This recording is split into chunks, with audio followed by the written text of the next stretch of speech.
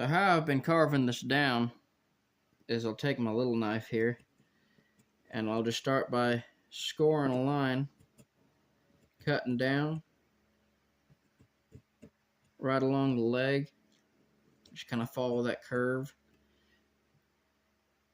And I'll go back and then just start cutting out in a kind of V. So I get a little V channel there.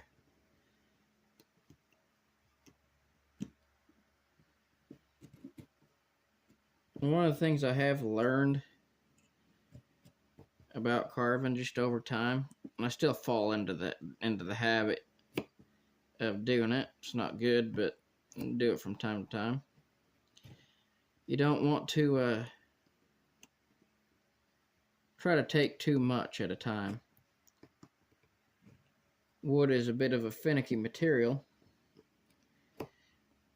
and if you try to take too much, if I try to take too much from here, it might just rip a whole chunk of the leg out,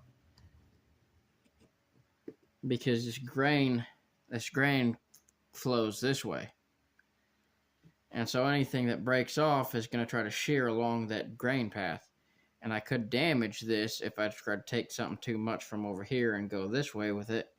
And that's why I'm carving this channel, so anything I take, it'll have a natural stopping point, a barrier here.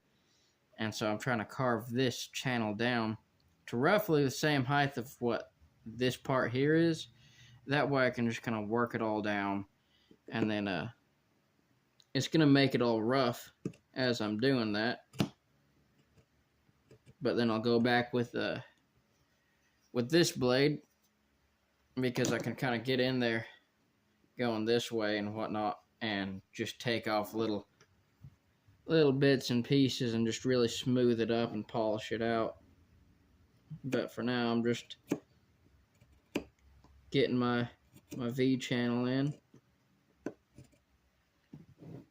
trying to get it to a good depth.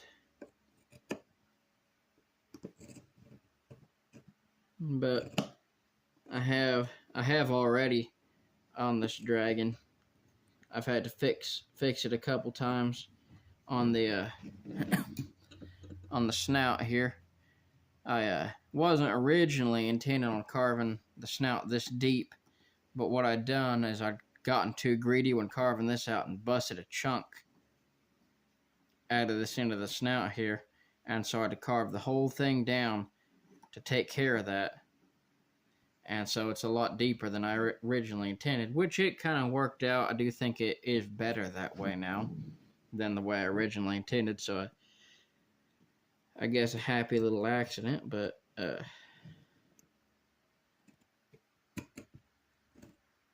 I want to try to avoid making mistakes as much as possible, because most of them don't end up helping me later on. Most of them end up destroying a project that you're working on.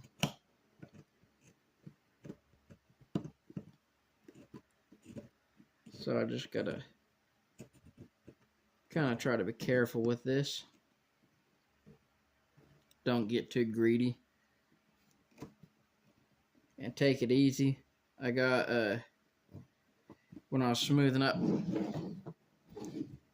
these wings here, because I was using a gouge chisel last night, I got a little too aggressive with my spoon knife here, which is what I was using to get in here and smooth it up. I got too aggressive and was leveraging off of my left hand, and I slammed that blade into my hand here, and that's why I got that little curved cut there. So not only do you want to be careful, because you don't want to take too much and damage your piece, you also don't want to slip, cut yourself. Well, that's not a bad cut. It could have been worse, and it could have been in a worse spot. And so it's just something that, you got to learn to not do. It is easy to do. Get a little greedy and try to take too much at once, or get into a hard spot and don't want to go back and take it little by little. you want to try to take a huge chunk and then you pop through it or slip off of it and end up cutting yourself or ripping a chunk out of your project. So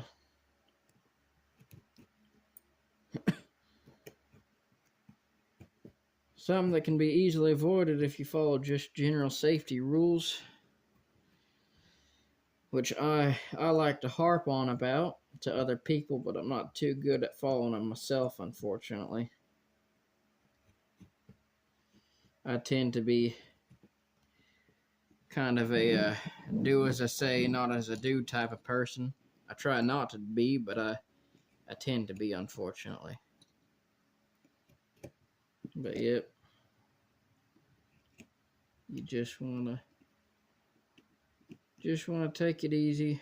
You don't want to take too much at a time. No, it's kind of like just life in general. There's a saying that I say all the time. I started saying it just because it kind of made me laugh, but it rings true, and now it's just kind of a habit. I don't like people to rush on my account. But I'll tell people, the only thing being in a hurry has ever got me is tired.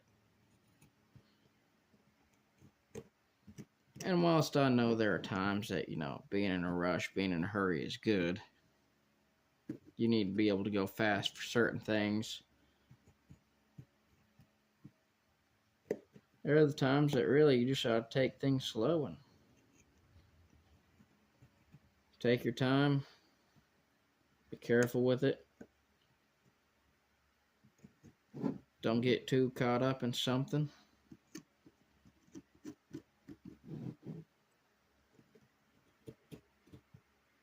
Just let your tool do the work.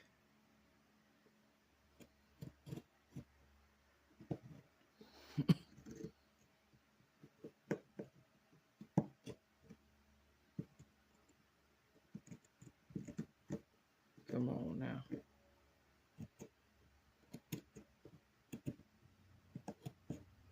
Get in there. Yep. Carve that little chunk out right there.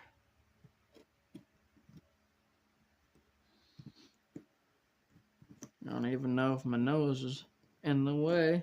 Big old sniffer. Gotta have my phone right now set up on a paper towel roll because I don't got no stand or nothing. But it's doing what it do, so just gotta be careful not to knock her off.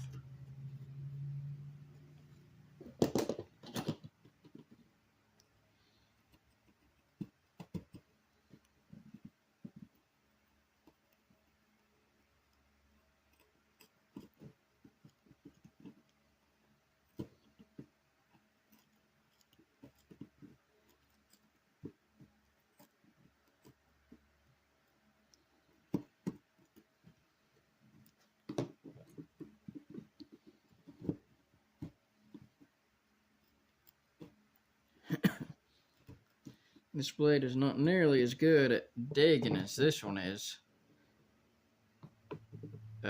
But I can get in here. Whereas I can't really with this as easily. Just because this is it's got that angled blade there. Makes it a little easier for me.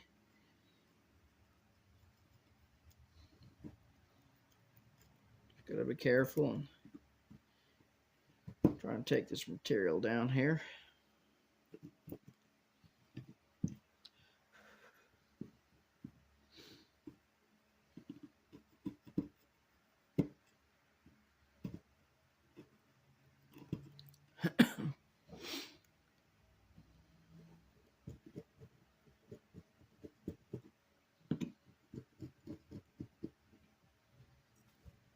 Oh man, shoulder's cramping up now.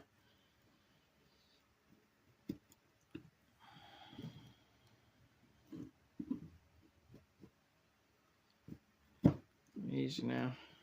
Don't want to damage that leg. Just gonna try to clean this up a bit real quick before I go back to my other chisel. There we go. Most of the burrs and whatnot off of it.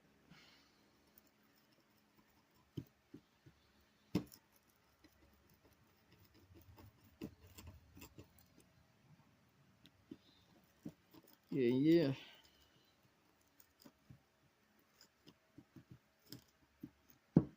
So with this, I'm not really cutting too much, as I am just kind of getting it up under a little bit of the fiber.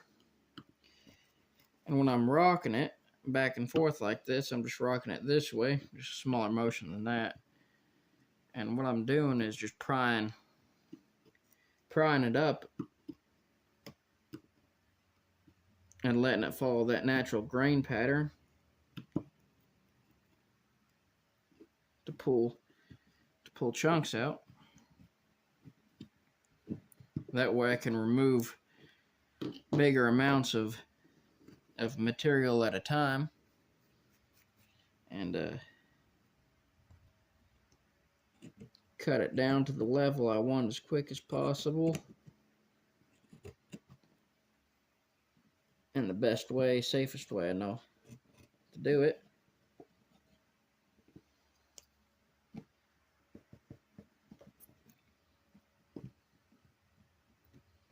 And then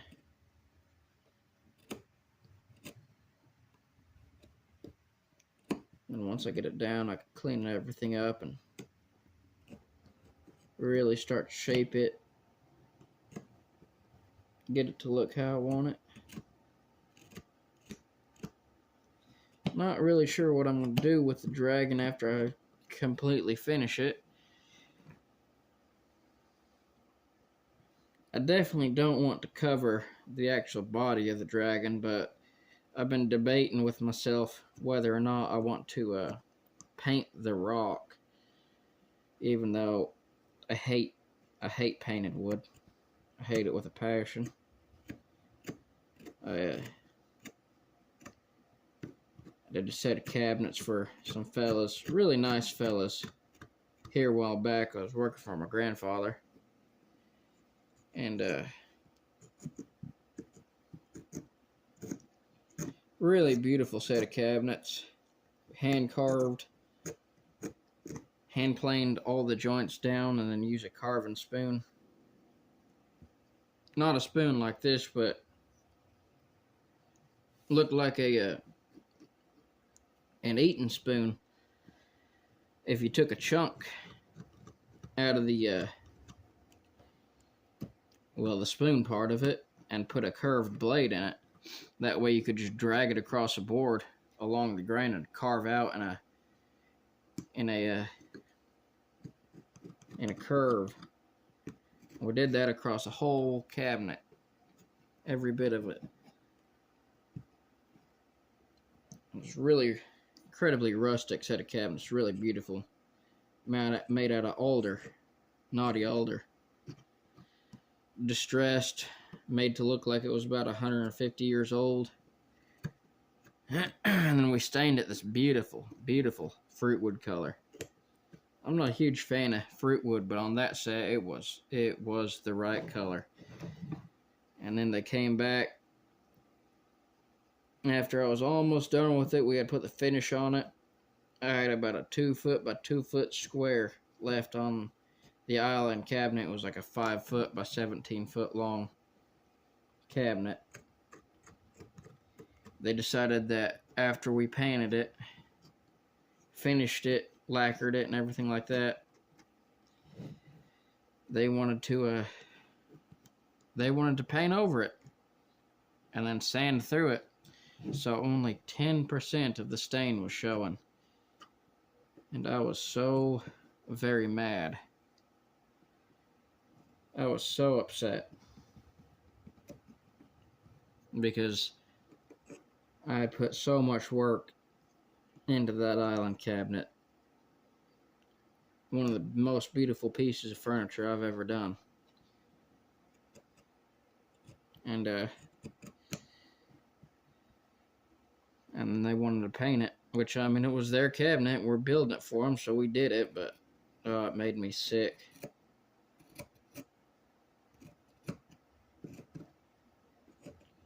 I've been over to their house a couple times since then, and I still ain't looked at that cabinet. Can't bring myself to do it.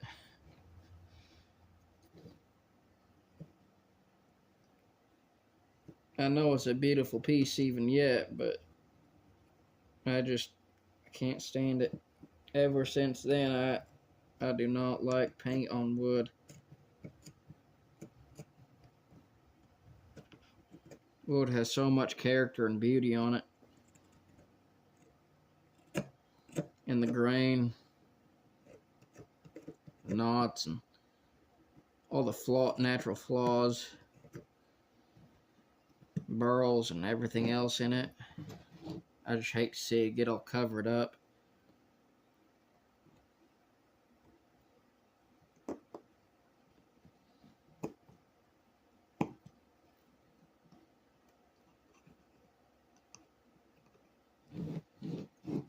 That was one of my favorite things about building cabinets, is being able to bring out all the detail in the grain. Really make it pop. I was actually visiting someone here a while back. My current boss.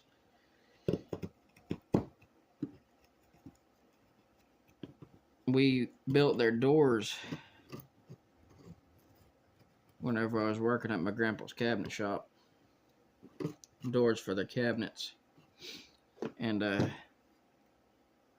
I shaped the doors. When I was over at his house, I totally forgot about it.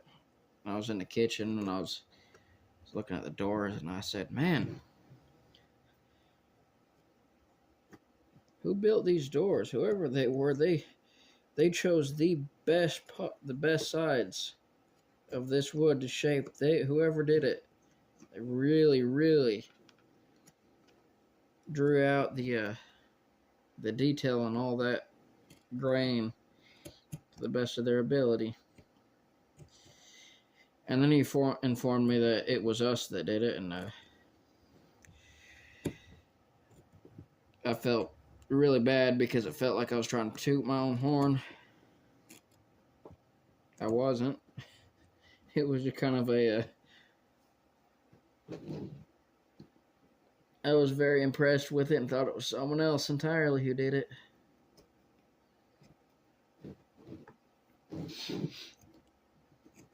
But it didn't make me happy because it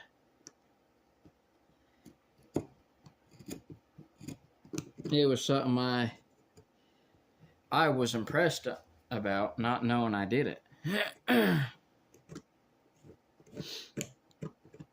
We had the names of the jobs and whatnot at the cabinet shop, but we rarely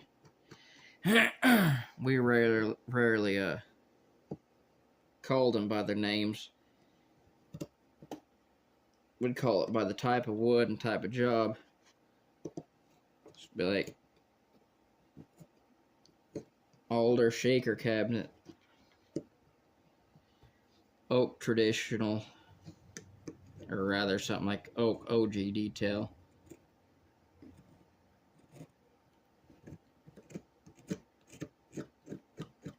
But yeah.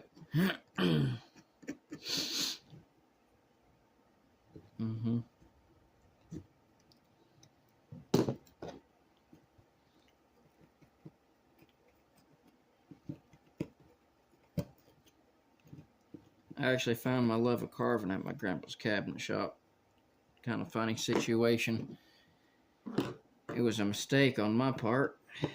I set the shapers wrong. And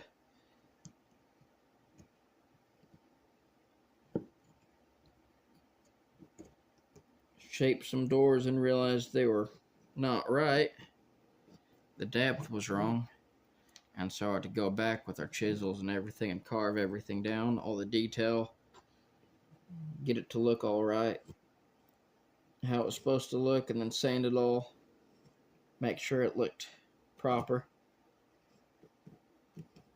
And after that, I just fell in love with hand carving.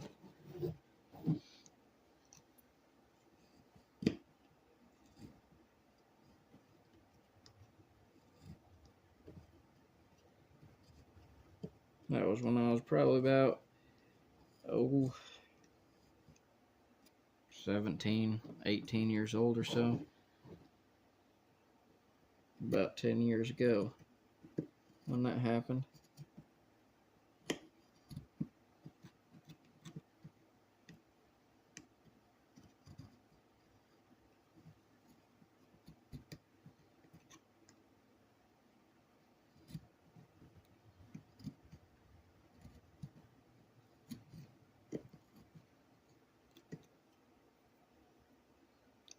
I think that's pretty close to the depth I want there. Oh, man.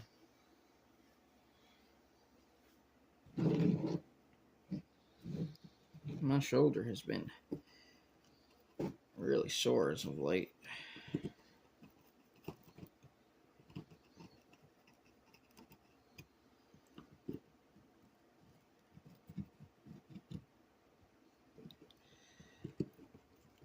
Let's just weasel all this junk out of there.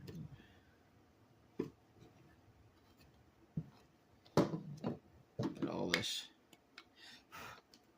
these pieces off of here. I sweep all this stuff to the side for the time being. So I need to take this down here, take this down a little bit. Yeah, because this is lower as well, lower than this, so yep. Try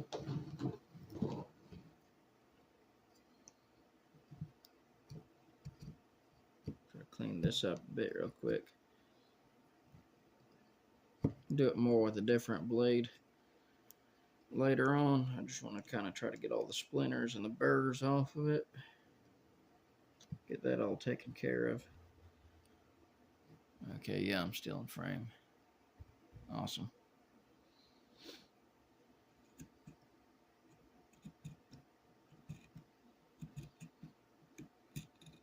Eventually, I want to get a little stand or something for my phone. That way I can get better shots and not have a toilet paper roll in half of the screen. Or say, what you call it? Paper towel. Jeez Louise. Catching a cold here. It's really getting quite irritating.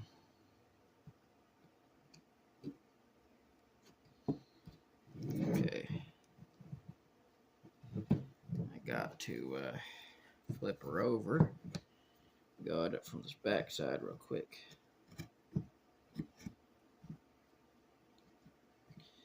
I'm not really worried about carving any detail on the back of this because this is not meant to be like a three-dimensional stand-up piece. It's more meant to be like a sign that's going to go on a wall or something. So far, me and my roommate have been just leaving it on the forget what it's called now.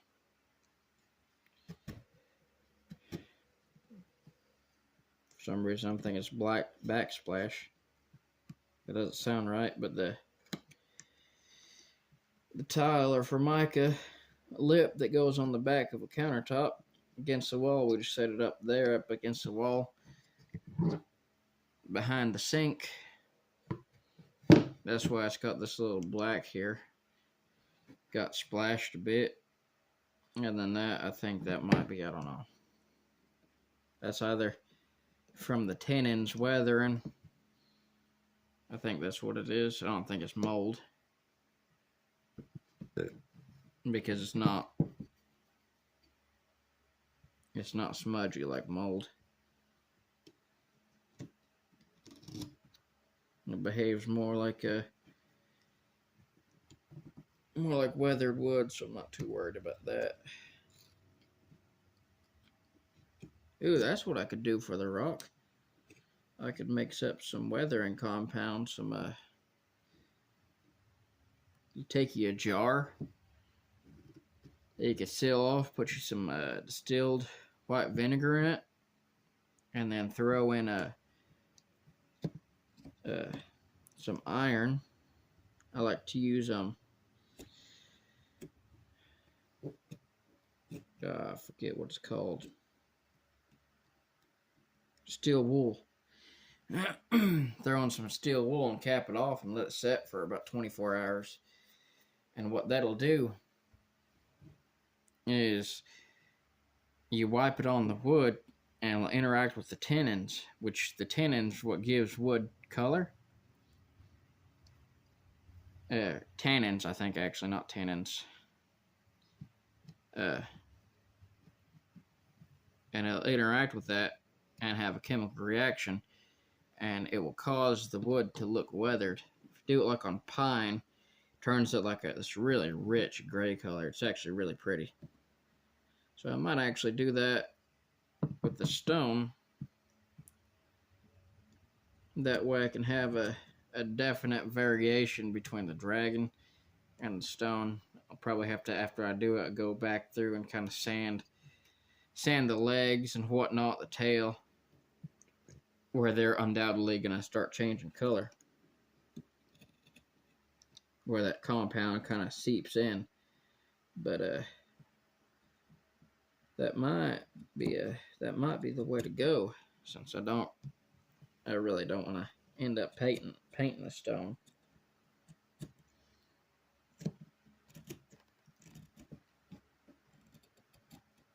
If I can't do that, if that don't work out, I might just end up getting some gray, some like rich gray stain, and then just staining the stone part of it, because I really don't want to paint it. I really, really don't want to paint it.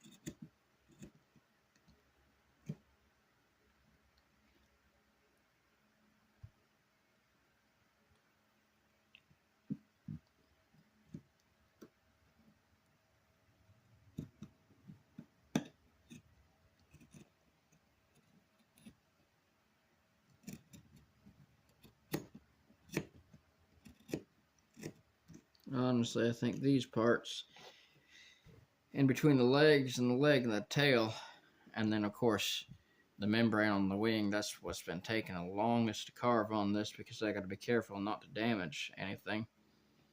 In fact, on these wing membranes, my blade fell through the grain when I was carving it yesterday, and I cut through here, so I got to deal with that whenever I go do my detail on the bone structure. But that won't be for a little bit, because I got to get the stone carved down, and I got to do some more detail work on the neck, on the head, and then I can start on the wing membranes. But so I'll be doing that probably later on today.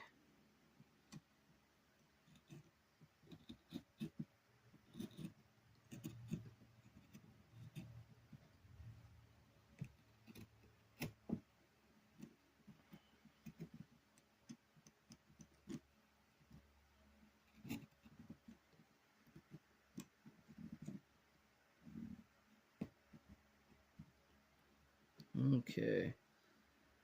Let's see if I can get in there. Yeah. It looked like my phone was gonna fall.